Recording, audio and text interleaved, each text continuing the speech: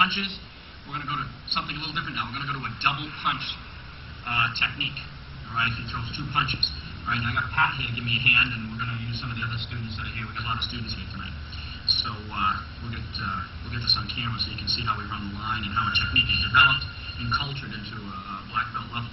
Okay, so with Pat facing me, okay, we're going to start off with a technique where he's going to attack. He's going to step in and give me a left-right combination, sort of like a hook punches, you know, like a barroom brawl, which is something you might expect from a very angry guy that's not cool level. Let's start with the first one. Okay, so from a neutral position, let's, you got us on tight, Liam, and would you pop out when I step back? Yeah. This? Your left one. Okay. I'm going to step back and block. Okay? All right. Now, actually, I made a mistake on that. I'm going to need the right punch first. Okay? And he's going to come in. We're going to step in and block in first. Okay? The reason I forgot it is because the main block is going to be this one. Okay? All right, and this is going to be your double block right here. So what we're going to do is block in. Okay? When this punch begins to accelerate to my head, this shoulder is going to rotate away by the laws of reciprocity. Okay? As that rotates away, I'm going to meet it and stop the circle before it gets to my head. Now I'm going to have to start moving because that punch is going to come back, or even the leg's going to come back at that point. Okay, so let's take it up to there so far. Okay, we step back, and if you remember delayed sword, you have an inside block. Okay? Now, if you're watching my previous shows, I show you nerve endings and pain and insertion points to light them up, make them hurt more. But I'm not going to cover that now, so you keep an eye on the other shows. Okay, so here comes the other punch. Okay, now, from this level, I've got to move where that comes in, and this is going to be, it's going to be ba-ba, quick. Now I'm going to shoot right towards his face, take the face off. Okay? I'm going to ricochet off that and come down and hit and snap a rib. And that's going to be our first movement, which is going to be all done at once. You got to put a little speed into this so the guy doesn't intercept your movements. All right? Let's work it slow, though. Inside block. Outside block. Okay? Before he retravels at me, I'm gonna go slow now. Just like throwing a baseball. I'm gonna crush down here and let that momentum serve.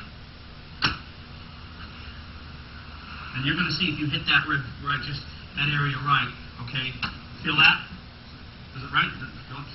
Pat's one of the strongest guy in the classes, but if you hit the nerves in there right, which is just, I'll show you that pressure point, which is right below the breastplate, right on the side. There's a series of, you can feel that? Series of connecting nerves. And when you hit that area, it's very, very painful. It's not breaking the rib. Okay, now he's resisting me right now so he can take it. But it still feels awkward. Right? But if I snap it and then strike, feel that? What I did is I caused pain up here and he's not ready for that. Okay, so anyways, we got our 2 punches and then we're going to maybe run the line on this, so you guys might want to practice this, okay? So, slow. Inside block.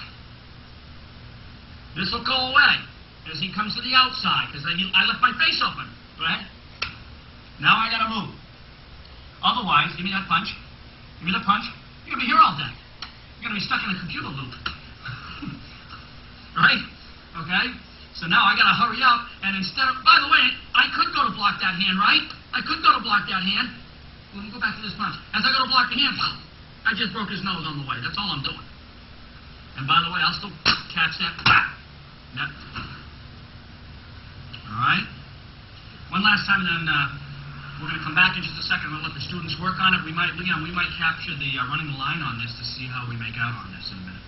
And then I'll finish it up. It gets a little crazy near the end, but this is the key movement. This is the entry point, and you don't have to go any further than this. The rest of it is, think of it as an ing with a suffix ending. Okay, so here comes our punch. Inward, outward. Okay. Okay? All right, now I know you didn't get it, but we just took a 5-minute recess to work on this, and we're going to continue the technique because I've got students over there ready for the next movement, even though you can't see them off camera. Okay, I got Pat back with me. Okay? All right, so quick review. Just run it through. Here comes the punch. Okay, we go in. We go out. We snap. We strike. All right, now we're going to get slightly, as you can see, if these strikes do the damage that we're hoping, the laws of reciprocity should show us that the head should start to come down, if not more towards me, because I hit this way. Now be careful you have a coconut fight on your hand, because that's not good fighting. Okay? So as I strike and he starts to come down, I'm going to go into a sandwich right from there. Okay, so this is one, his head comes down, and in case he tries to hit me towards the head, come this way. I'm going to, yeah. I can't do a hook punch, can I? I can't, go ahead, come down. I can't do a hook punch, I'm too tight. So I do a hook punch with my elbow. Okay? And to really piss him off, go ahead, I don't let him get away with it. What I do is I hold his head, so I snap and cause the pressure on the inside. Okay? So that in itself, we could end the technique. We might end it there because we don't have time maybe to do the whole thing. Okay, so, trust me, by the time I get to this strike, he should be ready to take a little nap. Alright? Alright, now, from here, there's our strike. Okay? There's our strike. Okay? When I hit here, his hand should have gone here for pain. Okay? There it is there, and I'm not going to stay there because I know my body's open to these hands. Okay? We'll continue that later. Alright, so let's take a look at what we got so far. Step one. Okay, double block. Okay? Double strike. That punch would be coming back at me, trust me. He wouldn't have it chambered like a good fighter. Okay? He knows one of us is going to get to the punchline first, right? Okay? So, by the way, if I see that fist a little too close, I go back into a block. Don't be stupid, okay? Alright? But if I hurry up and I ricochet off that, I'll get to him first. Okay? That hand will flail away. By the way, if the hand is covering the area you want to hit, nothing wrong with hitting there, and that'll bend them over just nicely. Sorry about that, but just, you can always, okay, I don't like to talk too much, but you can always alter your targets to get your desired effects. Okay, so we're in. We're out. We're going to snap. Strike. Ooh, that was good, Pat. There's our sandwich. Okay, so the right hand, by the way, the right hand's the predominant hand in the technique. You can do a poke, you can get ugly. Okay? And let's run that technique. We're going to come back in a minute, and I'm going to just run the end of it, but I'm not going to teach it to you, so if you're taping it, you can rewind and figure it out. Okay. Okay, we got our class. Slice dot the I's and cross the T's. Okay, here comes our punches. We've got a 1. We've got a 2. Strike. Strike. I'm going to be careful here, because this is really not the type of strike you want to play with. It'll snap his jaw, snap his head, or crack a tooth. Okay, and then if you want, okay, there is an ending to it, but it's kind of facetious. We're going to cross and strike. And again, the strike itself can be a death blow onto the hard area. So, again, okay.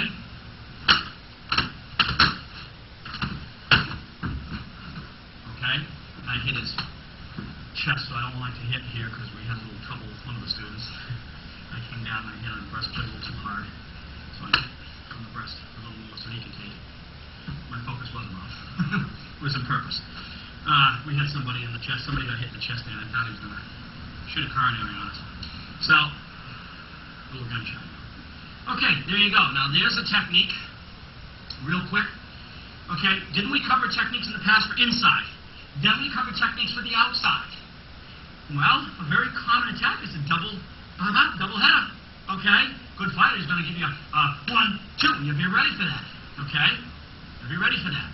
There's a lot of nuances and things to this technique I could show you if we got to play the what-if game. We don't have time. You got to come to class for that. But it's a solid move, and it carries itself well, and it's well insured if you follow the pattern. As I told you, if he punches here, okay, when he punches this hand, if this hand is coming, I can turn it back into a block.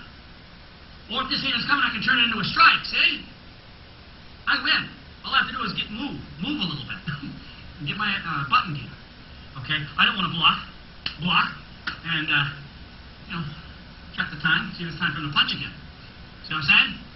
I want to block, and the minute this hand blocks, I want to snap that nose off. Okay? This hand probably won't even get all the way back to its receiving position before his nose goes flying out the window. Okay? And even if I miss the face, and I got a double block, 1, 2, and I got to double block this again, right? Go ahead.